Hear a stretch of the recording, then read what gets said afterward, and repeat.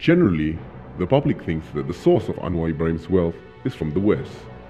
They do not know that from the time Anwar was an Abim leader, he had been sponsored by the wealthy Saudi Arabian Wahhabi who saw the potential in Anwar's future. Apart from that, our research found that his wealth grew when he was made finance minister, obtained from Petronas through oil sale at below market price to certain quarters, with the help of his influential friends in Petronas. A few of them were his schoolmates in the Malay College, Kuala Kangsar. You will see in the next chapter how Anwar built his financial empire with the help and advice from his friends abroad.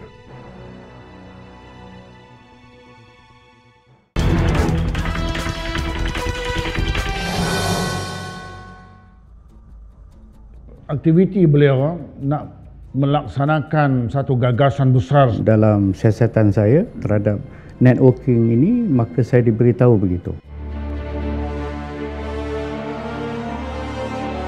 On the 28th of October 1999, the country was shocked with the revelation by then Bank Negara Assistant Governor Dato' Abdul Murad Khalid that Dato' Sri Anwar Ibrahim controlled 20 master accounts and that they were managed by his cronies in Bank Negara. They comprised assets and shares worth 3 billion ringgit. He had used Bank Negara as a clearinghouse to transfer the money in and out of the country with the help of his friends at the bank. Anwar used the money from the accounts to pursue his political ambition, helping his friends, cronies, foreign aides, and pay the debts of his supporters. When Anwar was sidelined, his cronies fled overseas, and a few were brought to court and charged under the law on security. They included KFC Holdings Malaysia Berhad Managing Director and former Pematang Power UMNO Division Secretary Dato' Ishak Ismail for giving false information to the Securities Commission pertaining to a proposal in 1996, and former Abrar founder Dr. Wan Muhammad Hasni Wan Sulaiman for setting up a scheme to cheat investors. Among his friends who fled abroad were Dr. Abdul Rahim Gaus, the former Penang UMNO youth leader, and his political secretary Nasaruddin Jalil. In his statement, reported by all the Malaysian media, Murad said that Anwar ordered Bank Negara to hand over the management of the BNM's reserve of 50 billion ringgit and the Employees Provident Fund to an organisation based in Washington.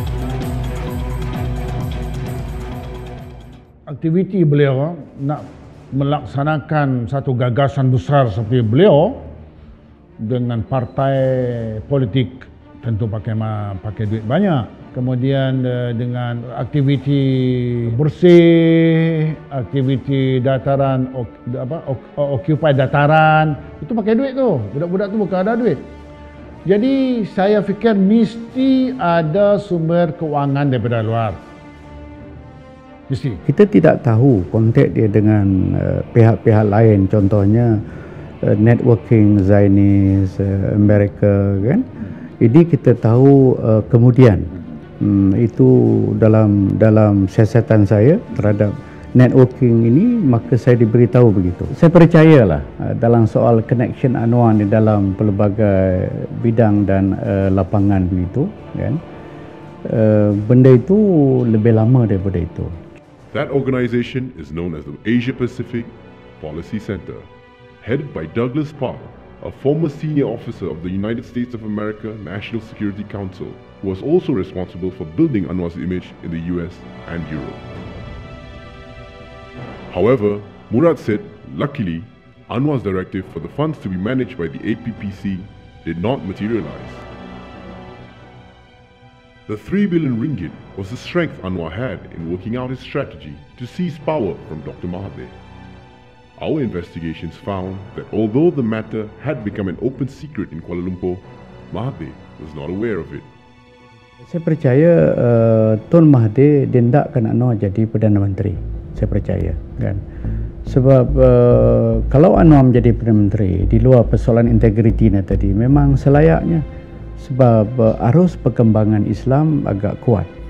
Jadi kena ada leader yang mewakili, yang maknanya imej Islam, di samping keupayaan dalam bidang-bidang keilmuan dan pengurusan negara. Tun Mahathir melatih Anwar lama gitu, ya. Apabila dia dipecat, sudah tentu tidak mudah semua orang boleh menerimanya, ya, dan termasuk saya begitu. Kemudian bila saya selidik ya daripada sumber-sumber dalaman bahawa Tun Mahathir maknanya bila laporan intelijen datang pada dia tidak mudah menerima. Tak silap saya dia makan masa berbulan-bulan untuk menerima begitu ya. Jadi makna Tun Mahathir seorang yang teliti dan hati-hati begitu ya. Kemudian saya explore lagi, cari maklumat lagi kan begitu bahawa selepas saya mengetahui soal integriti Anwar ini bahawa pendirian Dr. Mahathir itu untuk mencat Anwar adalah betul untuk kepentingan keselamatan negara dan umat Islam di Malaysia begitu. Agenda dia apa dia? Untuk menumbang kerajaan satu. Maka perlu dibekalkan dengan dana yang cukup. Dana yang cukup seperti yang kita maklum tak ada terhad. Jadi maka kita kena fahamlah dari mana wang ini akan berapa milenial Melayu atau berapa milenial Malaysia nak bagi duit kepada gerakan Datuk Seri Anwar Ibrahim. Sudah tentu wang ini dari asing, daripada dana asing. Sebab termaktub di dalam Building Moderate Muslim Network. Dia kata akan bagi sumbangan. So di mana? Mahathir also did not know that Petronas was the source of Anwar's money. With close friends in Petronas, Anwar was able to benefit from the below market price sales of petroleum on a small scale at first. The selling of oil below the market price became rampant, and the intelligence obtained information that Petronas was siphoning funds to Anwar supporters locally and abroad.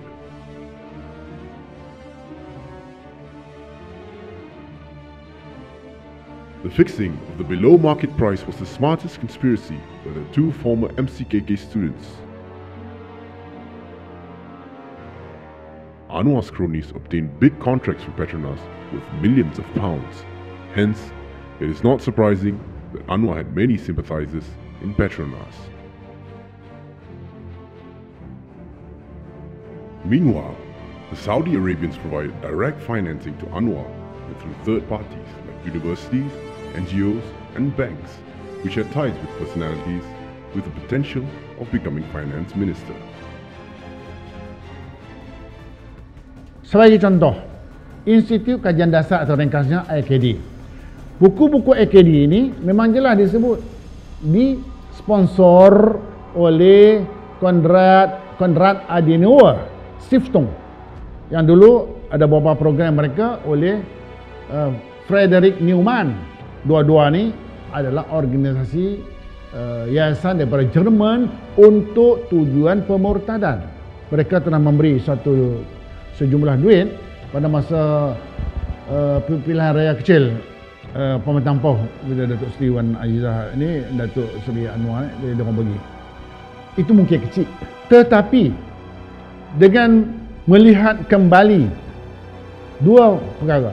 Satu, Foundation for the Future, 3/4 dana untuk aktiviti Foundation for the Future disebut dalam orang putih ni dia terbuka, dia tak sembunyi sorak-sorak macam kita ni dapat duit daripada luar negeri tak senyap tak mahu sebut kan. Mak Saleh ni dia jelas bahawa 2/3 daripada aktiviti daripada dana kerajaan Amerika.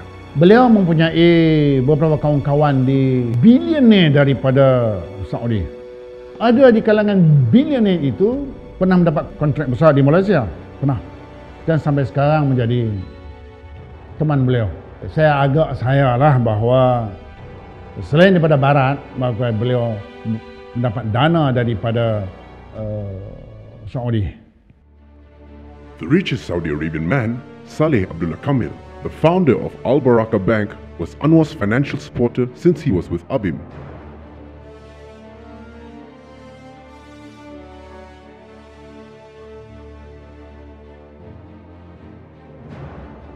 After Anwar was released from detention, he was appointed a member of the Al Barakah Board of Directors and remained so until today. When Anwar was finance minister, he privatized Bank Islam by selling 2.8 million shares to Joint Arab Malaysian Investment.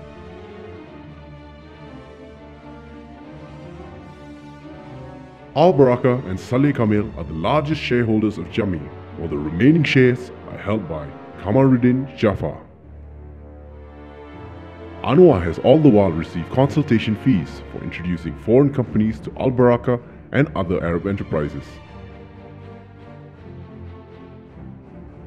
He received $25,000 from Hong Kong Film Pearl Oriental for helping them to secure investments from Al Baraka. Apart from that, the International Institute of Islamic Thoughts, which was Anwar's first project in the US, also served as a channel to provide financial assistance to groups and enterprises controlled by Anwar through its proxies. Amerika dalam persaingan dengan tanah besar negeri China, dia hendakkan orang-orang tokoh-tokoh baik di Thailand, Indonesia, Malaysia, Brunei, Singapura kan. Orang-orang yang dengar cakap Amerika. Ini sangat penting sebab bagi mereka Malaysia penting dalam konteks Selat Melaka dan Laut Cina Selatan. Dia memerlukan orang dia. Dan orang dia tu juga perlukan yang sana kerana ya pemimpin yang punya masalah berat ya, begitu ya. Masalah mahkamah, masalah segala macam kan begitu ya. Perlukan bantuan Amerika. He received an estimate £30 million to set up the institute, which was funded through efforts by Iranian Ahmad Al-Hajj Totonji and Dr. Abdul Hamid Abu Sulaiman, who was later appointed UIA's second rector.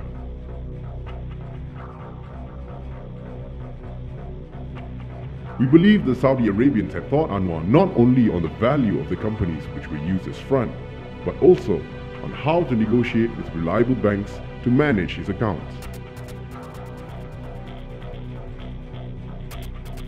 Hence, it is not surprising for Anwar to continue with his old lifestyle, locally and abroad, after his fall in 2004. The period Anwar was in the government could be described as a merger between cronyism and Islamic radical.